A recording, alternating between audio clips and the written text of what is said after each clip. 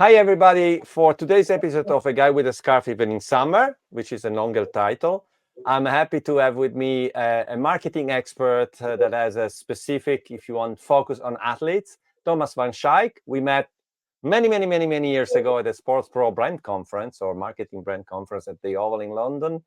And Thomas, hi, how are you? Pleasure to meet you, Carlo. Thank you for having me. So tell me a bit about your journey to where you are now in sports marketing. Well, I have actually never not worked in sports. So I started out in the NFL Europe. I started out in the NFL Europe. Made a transition after a couple of years to PSV Eindhoven, the Ah, soccer team here, the yeah. local defending champions. I proudly say. From PSV, I made the switch to Adidas, where I was for about 15 years Oh, wow. in a variety of global roles. I ended up building a department called Global Icon Building and their global brand director in charge of the campaigns surrounding the World Cup and the Olympics. And from there, I actually became the CMO of the Dutch Olympic team Yeah. and the Dutch Paralympic team. And from there, I started out my own consultancy, the Athlete brand, that I'll tell you a little more about in a little second. Yeah. And one thing that I always kind of identify you, even if it may be a bit, smaller focus, but I always identify with someone that knows a lot about marketing in sport for athletes or with athletes. I don't know if you recognize yourself in that. And to be honest, I don't have a lot of people that I can say that the same. So if you can go a bit deeper in what it means, what is happening today, how is it different today for athletes, and what ideas you have, what is your vision for them? Well, I would say you're right. I am an athlete evangelist, an athlete brand evangelist. I promote a more entrepreneurial mindset amongst athletes. I believe that the future of sports is absolutely brand led, it is athlete centric, and it is data driven. And I feel we can talk a little bit Absolutely. more about each of these three elements. But the war for talent is over, and the talent has won. Media fragmentation, but also artificial intelligence and social media tools are empowering athletes, individual athletes, in ways that they have never had before. Athletes have always had to rely on the willingness of rights holders and traditional media outlets to actually amplify their content. And right Yeah. now, athletes can start a direct one-to-one relationship with their communities and their fans. I mean, if you will allow me to give you a little bit of a boring stat, which I think is absolutely fascinating, then you take the FIFA World Cup, the NHL, the NBA, the NFL, the MLB. Do we have five now? We have Yeah. five, right? The five biggest leagues, five biggest sports entities. And if you combine their social media following as a whole across Facebook, Instagram, and Twitter, then they have a combined social media following of 460 million. 460 million. Yeah. That's an incredible number. And of course, you have to realize that they have been building these numbers with teams of professionals, much like you and me, to be honest. They've been building this following for over 20 years. They Yeah. have invested budgets, know how, clever people, have recruited the best agencies, and have implied the latest technology to get to these 460 million people. But now we take a look at just Cristiano, Messi, and Neymar Jr. And instead of a collective cumulative following of 460 million, these three guys have an audience of 1.9 billion. Wow. Yeah. And So more, now, each and is now more we than the think, combined. yeah, and now we think, what kind of a technology do they use? Which agencies do they work with? How many clever people? How many years? What is the actual investment? If you compare the social media relevance of the FA in England, the finalist of the last Euros, and you compare it to the following of Jude Bellingham, who just turned 21 during the tournament, then Jude Bellingham has over 6 or 7 times the social media following of the Dutch of the English FA. Hmm. So 24 players have more than 10 times the following of all of those federations combined. And that is incredible because this value in sports, like we just discussed, is much more brand centric, Hmm. it's much more data driven, and it's much more athlete centric. And what are these federations and these rights holders still doing? They are still trying to limit, they are still trying to downplay, they are still under facilitating the athletes that all the fans want to follow and know more about. Where I believe they would win tremendously by facilitating and empowering individual athletes to actually incorporate and professionalize their social media strategies. And everybody would win. The rights holders, I mean, across the world, influencers and affiliates have become very successful tools, right? I mean, there's not a company in the world that doesn't collaborate with them. And in Yeah, sport, yeah. it's super easy to see who the most influential influencers are. It's clearly the athletes. Hmm. And absolutely. But and you think it's everything is on social media, or do you think the more develop can create their own fun experiences, or how is that evolving? Well, clearly the social media relevance is an indicator of their incredible value and relevance. There's no doubting it. But there's this lovely one liner: don't build your brand on rented land. There's Exactly. definitely there's there's definitely this interest of building your own data, building your own first party databases. So if you look at what athletes are doing, then they often lack a professional digital infrastructure. And of course, with the rise of AI, but also with the rise of the blockchain and e-commerce sites being as accessible as they are, there is absolutely no reason why athletes shouldn't be absolute e-commerce specialists. Mhm, In the time of AI, the challenge is not to create new products. The value is in the distribution, and that mhm, it lies predominantly with the individual athlete. So the closer you are to the fan, the closer you are to their wallet. Now, mhm, clearly, athletes are competing for something bigger than money, right? I believe in the Olympic dream. I believe in the power of the Olympic flame. All of that is beautiful. And not every athlete needs to become an influencer. mhm, But if you want to make money, and I think that professional athletes actually have an interest in earning, hence the word professional, mhm. then they should be better at building their brands and boosting their independence, their influence, their income, and their impact. How does this fight with the rights that they have to give away when they play? Depending on the league, depending on the team, there's always a negotiation. There are frameworks of rights. So, and that's maybe what you were saying in terms of, but you were focusing more on social media. But I know that, uh, take football. If I play for a club, there are Mhm. certain rules from the club, from the league, maybe from the federation when I play nationally, etc. So I'm inside the framework as an athlete. Do you think this is evolving, or it's always the same contract, the same Well, these flow? frameworks have been changing over time. If we look at this Uh, in an historical perspective, then before the World War, before television, sports was mainly a geographic, a local business. Local sports organizers were selling tickets, and the one that was selling the ticket was making the money. yeah, After the Second World War, sports became a television product. So yeah, we started sports changing into becoming more television centric. So in the US, you saw the NBA, you saw the NFL, you saw sports changing their rules to become a better television product. Around the 1980s, we got global satellite stations and 24-hour television, which meant that their coverage started to change. We couldn't just rely on live sports. They were also starting talk television. We started more globalized yeah. content. Around the 2000s, we started this social media impact. So we started building these Facebook followings and started to develop different values. And now, when we're starting in this creator economy, Web 3.0, is it the AI time? I'm not sure how we're going to define this era, but it is absolutely crucial that we are seeing sports shift, which means, I mean, you live in Torino, I live in Utrecht. Yeah, Did you grow up in Torino as well? I did. I did. Yeah.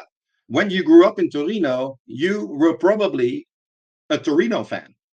Not a Juventus, a Torino fan. Exactly. You were a Torino fan. Oh And yes. I mean, if I look back at my time in Utrecht, I can still name the starting lineup from my team back in the day when I was 12. Like you will be able to recite your heroes in the Torino team. But if we ask a child that lives next door to you of 12 who his favorite team is, he might say Real Madrid, he might say Barcelona, or he might say the LA Lakers or the Tampa Bay Ah Buccaneers, yeah. Yeah. because he can choose who he supports and he is not, or she is not limited by geographic constraints. Sports has become a global product and fandom has definitely changed. And that has had a dramatic impact on the value and interest of athletes. If we look at Mhm. Messi now joining Inter Miami, before Messi joined a year ago, Inter Miami had 1 million followers on Instagram. I think by now they have 23 million. I'm guessing this. I haven't double checked what the latest follower numbers are for Inter, but it has um, it has exploded because of him, and that means that the value of fans has dramatically changed. Mhm. Now, out of the fans that Leo Messi has in Indonesia, in India, in China, or elsewhere around the planet, it's very unlikely that they will ever visit a Leo Messi match. Ah yeah. Yeah. But there's still incredible value that they represent in actually following or expressing their support for Leo Messi, which is Mhm. why you see this change in more digital product, whether that is as simple as streams, whether that is as simple as merchandise, or whether Mhm. that is as simple in product and services that athletes develop themselves. And this is where your point is super interesting about this landscape. Of course, there's going to be conflict in sponsorships. But what I'm advocating is that athletes start developing products and services that would resonate with their community Mhm. instead of trying to sell products, existing products, or trying to find customers for their existing products. Mhm. Mhm. Mhm. No, see, I think the top one are in social are bigger than the other brands, but maybe they're not in e-commerce, they're not in terms of creating content, they're maybe not in terms. So if you imagine you need Netflix to do the next original series on a player. Mm, I was imagining maybe the player. I don't know. So obviously it's very complex because you need to yeah. the expert in every angle, and maybe partnership is a good way of doing things in the end. I mean, if we look at storytelling and the incredible power of storytelling, then obviously that's fundamental to who we are as a species. We are a storytelling species. No story, no glory. Of course, athletes have become content creators, but the lion's share of athletes is producing content. They are more or less live streaming or live broadcasting their live casting their life. That's the word I was looking for, live casting. Yeah. This is what I eat. I'm now in my car. I'm happy we won. I'm sad we lost. But they're not actually telling stories. Uh, This is where Kobe Bryant actually set the new benchmark when he hired storytellers from Disney to co-produce his Thank You Basketball film, which actually won the Oscar for Best Animated Short Movie. ah, So athlete yeah, first yeah, generated content can actually be Oscar winning material provided they work together with the right talent. yeah. But there's one And thing that I was reflecting recently. We as, sorry, the sport industry, we were a bit asleep at the wheel, and we had to wait for Netflix as a first and others following to create original series on sport. While, to be honest, recognizing the sport as a lot of story to tell and original series was the right format. I mean, retrospectively, it was kind of an obvious idea, right? So, but yeah, someone else had to come and create a new, if you want, market almost, no? yeah, there's this one line that says that good brands sell stuff, but great brands sell meaning. And it takes stories to build brands, but it also takes people to tell great stories. uh, uh, And yeah. this is what the sports industry has been doing for the last 50 years. They've been selling and telling the story of these individual athletes, but they have been doing that without the athletes. I see. Athlete brands have been built by chance, not by choice. Mm, And now athletes are starting to realize that they can actually be in charge of their own narrative. And what we find is that athletes are using their platforms to be loud about topics that they care about most, mhm, which is why Colin Kaepernick is voicing out against police brutality, which mhm, is why we've seen a variety of um, um, Muslim football players speak out about the situation in Gaza, mhm. which is why Megan Rapinoe speaks out about gender equality, which Yeah. is why Caitlin, call me Caitlin, is speaking out about gender identity, Mhm, which mhm. is why Marcus Rashford has been Yes. voicing Yes. his importance into healthy food for on English schools. So Mm-mm. what we are seeing is that athletes are using their platforms not only to increase their income, but also to increase their societal impact. But one thing that we are 1 week from the Olympics, and we mostly, I would say, mostly talking until now about the big ones, the big athletes. Hmm. What about, and thinking about Olympics, the scenario is different. So, how many sports normally, I don't want to say don't exist. I mean, they don't exist mediatically. They're not at the center. They're only at the center for every 4 years. How many athletes see that moment as the defining uh, career moment for them, but maybe even revenue wise at some point? So, what happens in these more diverse and wider layers of top athletes to non-top athletes? How does it work for non-top athletes or Yeah, top yeah, yeah. athletes of non-top sports? Sorry to blah blah blah. No, no, no. I'm happy you asked because actually, of course, this phenomenon is relevant to the biggest athletes on the world, but it is even more relevant to athletes that compete in niche sports or athletes that feel that they are under reported on, under reflected, underrepresented. Smaller athletes, the digital revolution is empowering them more than anybody else. There's this lovely essay, this lovely piece of content that's written in 2007 by a guy called Kevin Kelly. He wrote a Yeah. piece about 1,000 true fans. And the idea of 1,000 true fans is that you do not need 900 million fans like Cristiano Ronaldo. What you need is an audience of 1,000 true fans. Those are the people that watch your sport. Those are the people that uh, stay at home to watch you compete. These are the people that buy your T-shirt. These are the people that will buy my book, right? Uh, so the idea here is that the theory of 1,000 true fans gives athletes three challenges. The first challenge is that they should consciously decide who they would want their true fans to be. Mhm, What is the audience they are actually trying to captivate? Who is it that they are creating content for? Are these young boys that are age 12 that have the aspiration to do their sport? mhm, Are these the people from their hometown? Are these the lovers of their sport worldwide? Who are you actually creating content for? Who are your 1,000 true fans? Actually create a persona, right? mhm, Who are you creating content for? The second challenge is how do you actually connect with these 1,000 true fans? Where are they? Can you create a relationship with these people? Can you create a mailing list? Can you create a newsletter? Can you create content that actually resonates with them and mm, allows you to make a direct connection with these 1,000 people? And the third challenge that they have is what are the products and services that these 1,000 people would love to buy from me? mhm.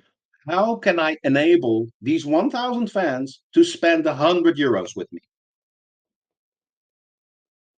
Yeah.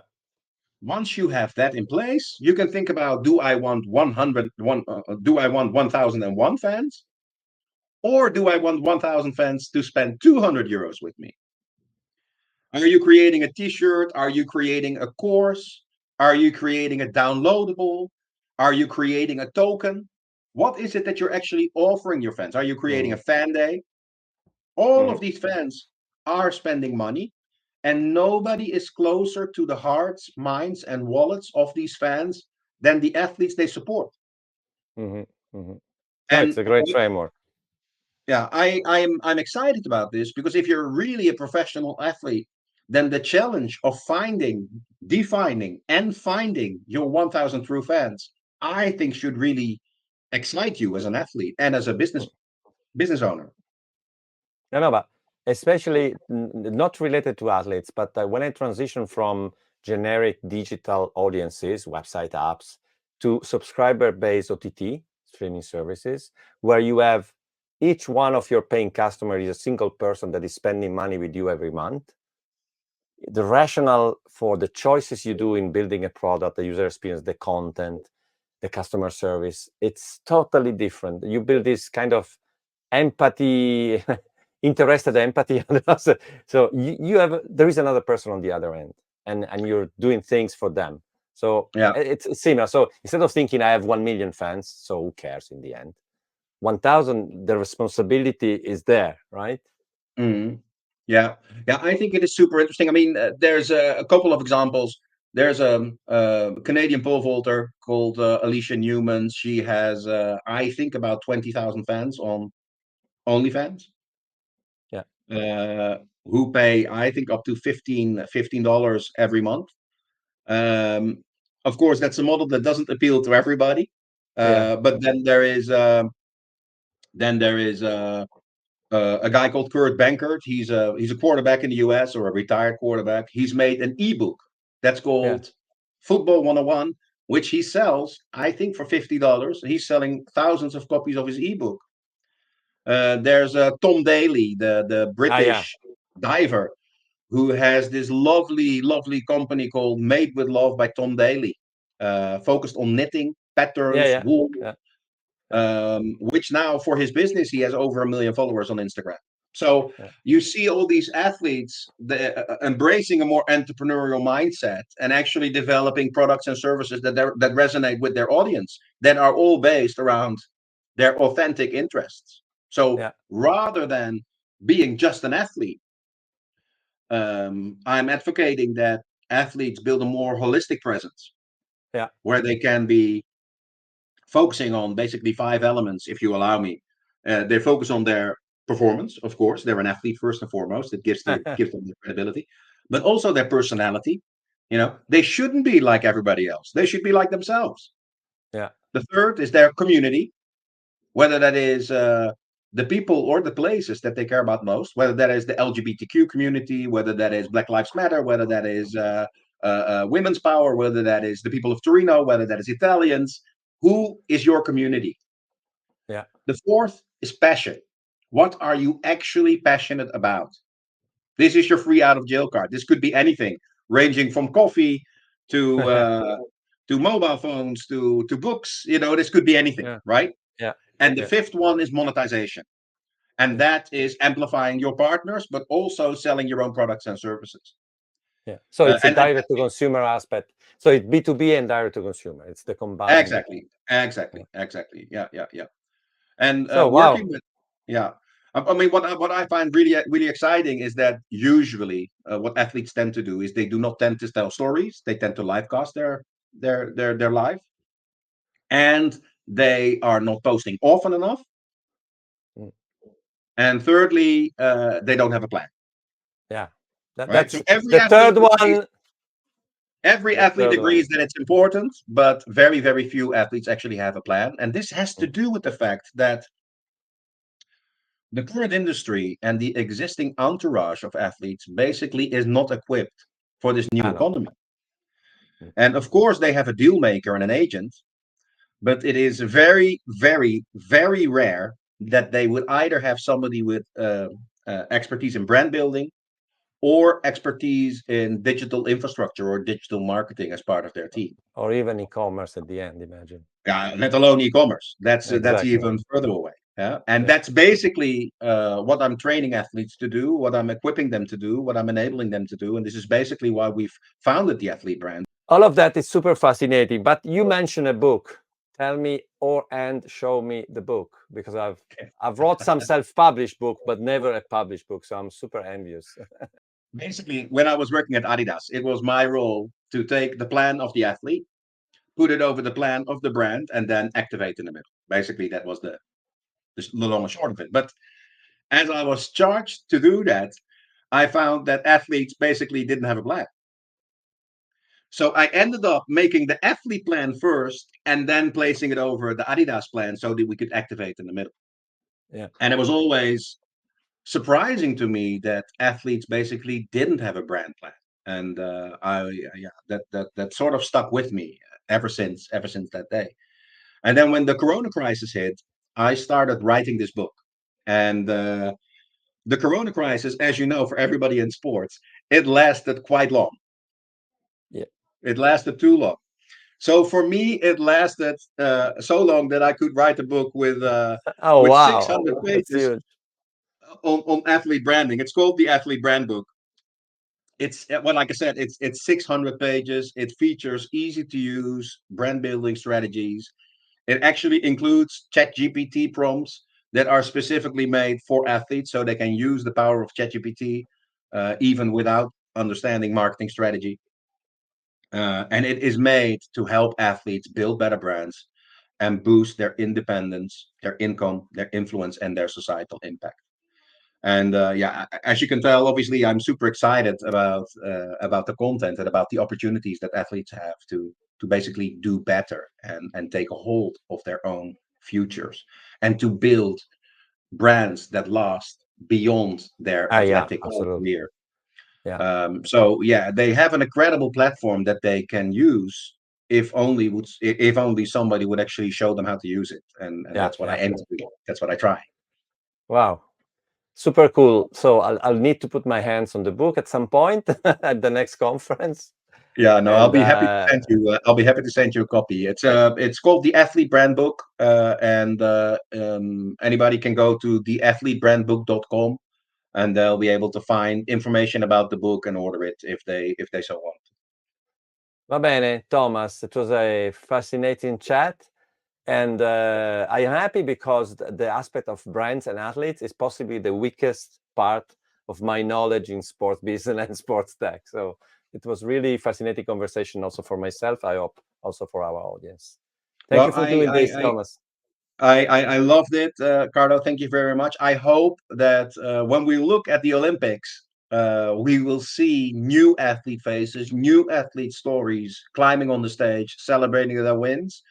And I look forward to working with you and others to actually make sure that they build a brand that their talent and hard work is deserving of. That's a good objective for the next month. Absolutely. Grazie. Ciao. Mille grazie, ciao Carlo, ciao.